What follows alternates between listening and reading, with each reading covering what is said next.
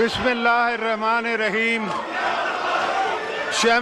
Chairman Senate Syed Yusuf Razak Gilani, Speaker of the National Assemblies Sardar Ayaz Sadiq, Prime Minister of Pakistan Mehbooba Shahbaz Sharif, members of the Parliament, distinguished guests, ladies and gentlemen, Assalamu alaikum. As we embark upon the first parliamentary year, let me extend my heartfelt congratulations to all honourable members of the Parliament on the election to this august House. I would also like to compliment the Prime Minister and both federal and provincial governments on their election victories and assumption of their responsibilities.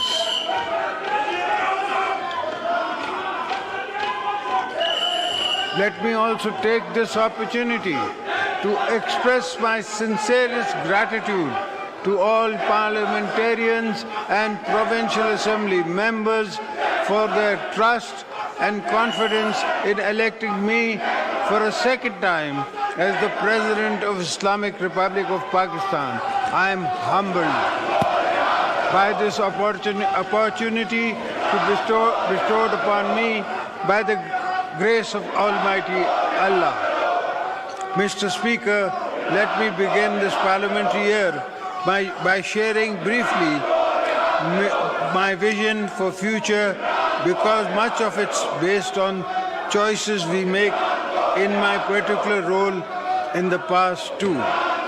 I have made important choices that made history when I chose to give away my own powers as President to the Parliament of Pakistan.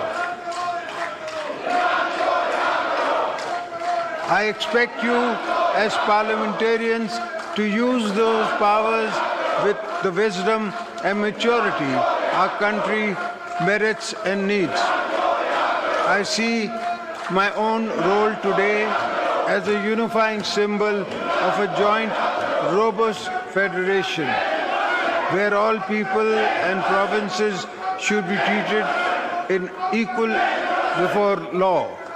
At the same time, in my considered view, it is time to turn a new page.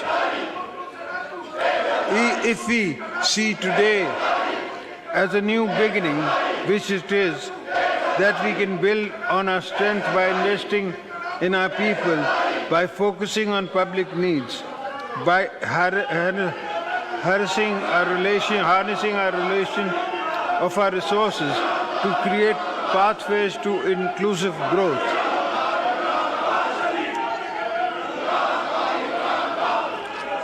I also feel that we have little time to waste. The country needs us to move on from the polarization so common now to contemporary politics. This joint house must play a leading role in the rebuilding public confidence in the parliamentary process and establish a foundation for the uninterrupted sustainable development of our nation. Let us not confuse constructive disagreement and healthy noises of a growing democracy with the pursuit of zero-sum thinking. The country needs us to take pause and reflect on what we prioritize in our goals, our narratives, and our agendas. I believe we can resist the political atmosphere to reflect more light than heat if we really want to. But it will need all of us to step back and decide what matters the most. I mean all of us. At the end of the day, it is up to all of us to turn challenges into opportunities, because that is what robust nations do. I have always drawn inspirations, guidance from great leaders such as Quaid-e-Azam Muhammad Ali Jinnah, Shaykh Zulfikar Ali Bhutto, Shaheed Mohtarama Benazir Bhutto, who spend their lives being advocates for democracy, tolerance and social justice.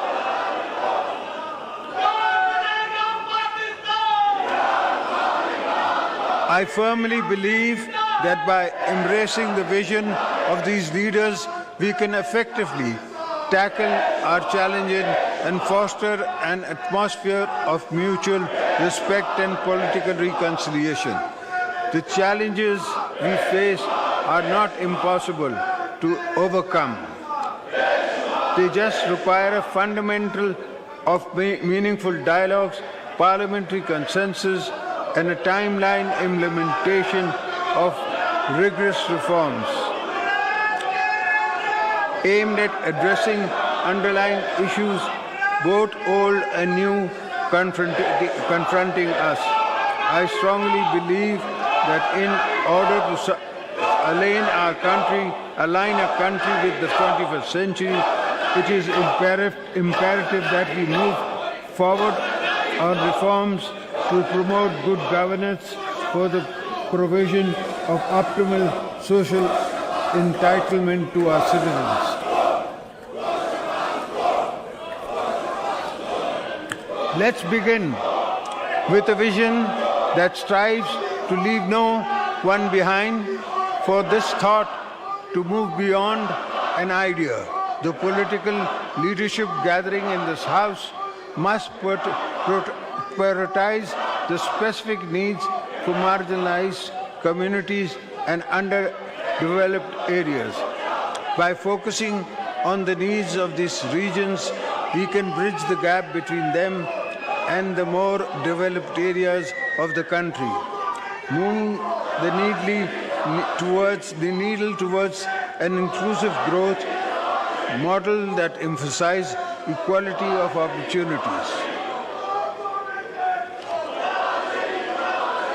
While there are many economic reforms the government will drive in pursuing jobs, reducing inflation, and expanding the tax net, I want to underscore the importance of promoting positive working relationship and effective coordination within our constitutional framework between the federal government and the provinces.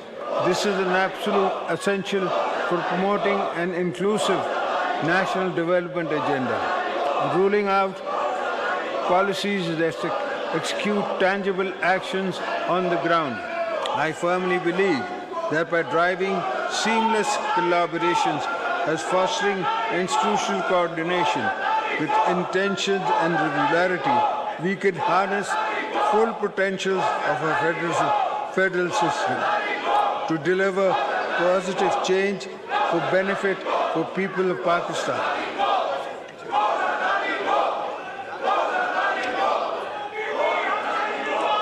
Mr. Speaker, honorable members of the Parliament, Pakistan needs all hands on deck to revitalize its economy.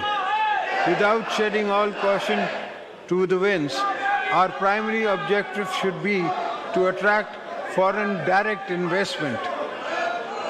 I therefore urge the government to intensify its efforts in implementing comprehensive ease of doing business reforms and simplifying the existing forest of regulations to provide an enabling an environment for both foreign and domestic investors.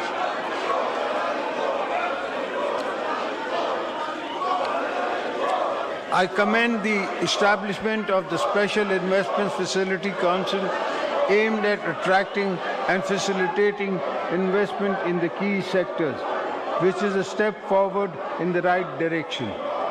At the same time, we must accelerate our endeavors to diversify export, enhance the competitiveness of our products in global markets, introduce value addition, and venture into new markets similarly. The huge untapped potential in the agriculture, marine life, information technology, textile sector should be exploited to earn foreign exchange.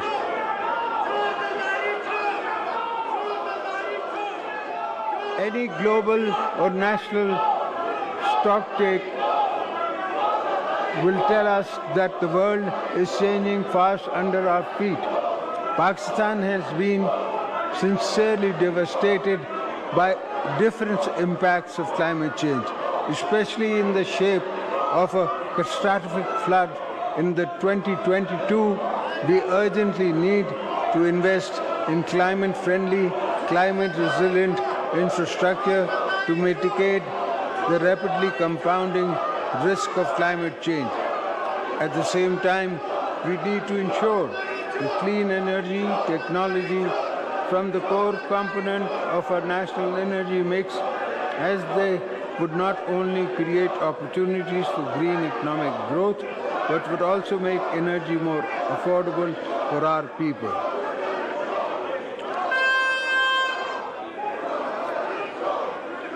Mr. Speaker, the provision of primary and secondary education is a fundamental right, and its current state should keep all governments awake at night. We must acknowledge the fact that in Pakistan there's a massive number of children who are out of school, and given our growing population, the number is growing faster than the facilities we have been providing. I therefore urge all provincial governments to bring focus and energy on transformative reforms on education sector, not just on improving access to primary secondary education for all children, but for ensuring quality as well.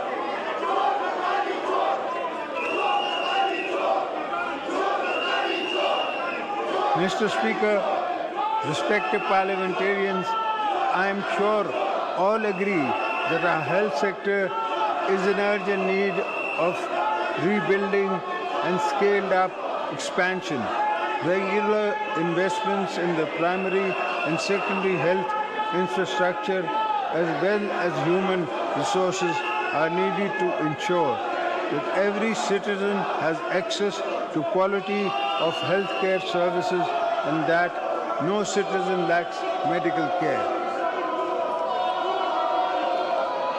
Mr. Speaker, a combination of factors has come together to create what I see as a crisis of income and food insecurity.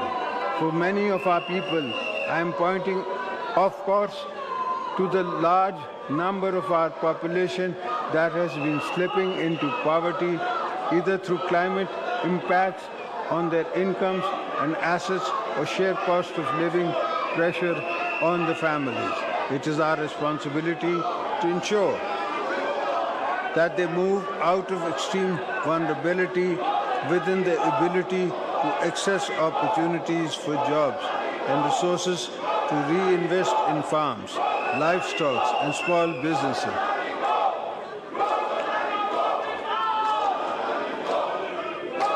I am proud to say that I come from a political background that has rich legacy of empowering and protecting all those at the bottom of the social pyramid, including women. Shaheed Mohtarma Benazir Bhutto was a champion of women's rights and always went on extra mile in advancing women's causes, just as she sought entitlement of economically and socially vulnerable groups of Pakistan. I am very proud of the fact the Benazir Income Support Program has been providing a lifeline to millions of vulnerable women across the country, offering them financial assistance and social protection, while giving many women the incentives and seed capital to start up small businesses. I'm glad that the number of the beneficiaries of the Poverty Elevation Program has risen to over 9 million, but we need to bring more underprivileged women into the social safety net. I am hopeful that the new government will actively work to reduce social and economic fragility while aggressively promoting girls' education and health. including programs to reduce maternal, maternal, and infants, enhance mother and child income.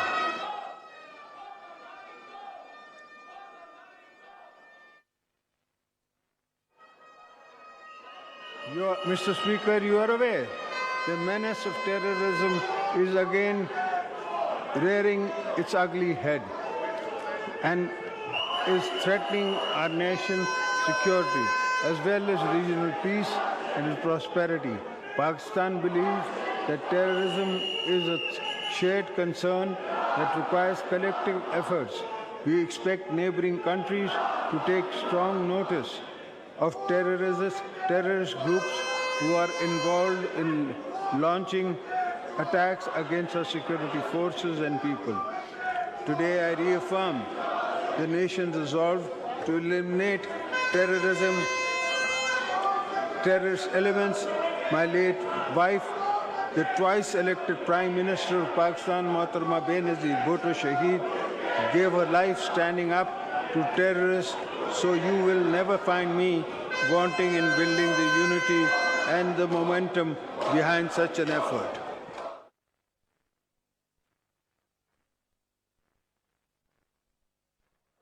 We are proud of our armed forces, law enforcement agencies who have rendered immense sacrifice and played a heroic role in the fight against terrorism, defense of our national frontiers. I will also take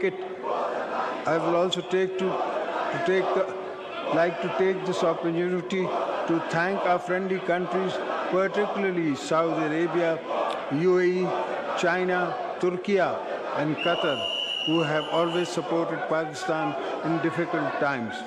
It is important also to recognize the US, EU, and UK have all been established trade partners with a history of cooperation in many sectors, which we hope will grow further.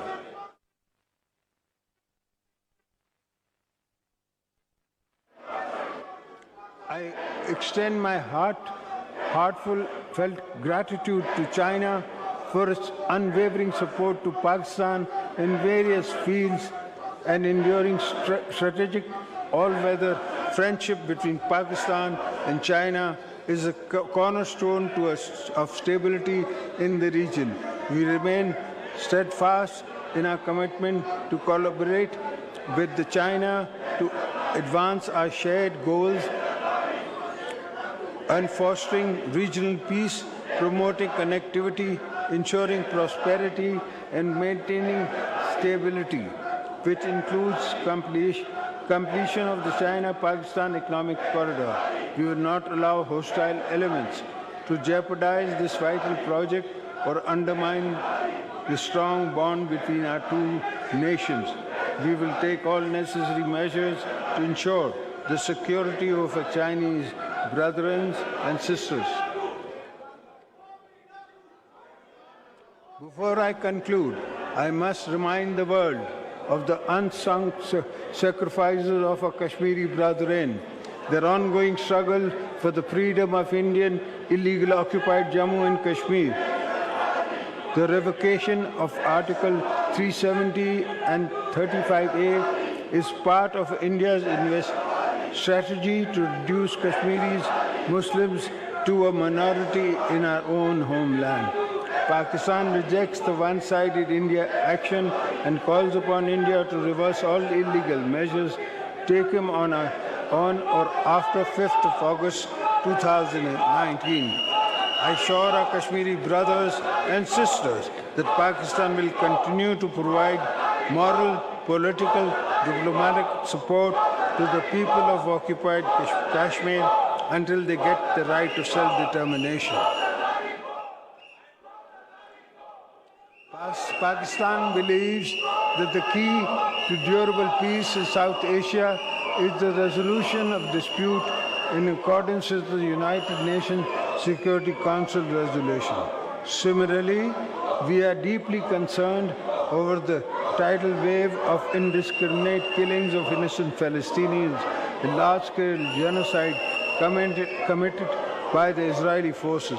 Pakistan strongly condemns the brutality and impunity of occupation forces and remains steadfast in principled support for the establishment of an independent and viable state of Palestine based on the pre-96 borders with Al-Quds al-Sharif as its capital. Mr. Speaker, honorable parliamentarians, I have complete faith in the capability of our political leadership, public institutions, civil society, and youth to successfully overcome the multiple challenges facing our nation today.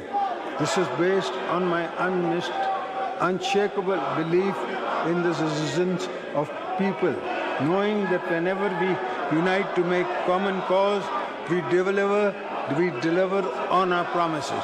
Today, too, I believe we can pull together to draw on our moral political capital in steering our country out of its complex but not impossible social climate and economic challenges.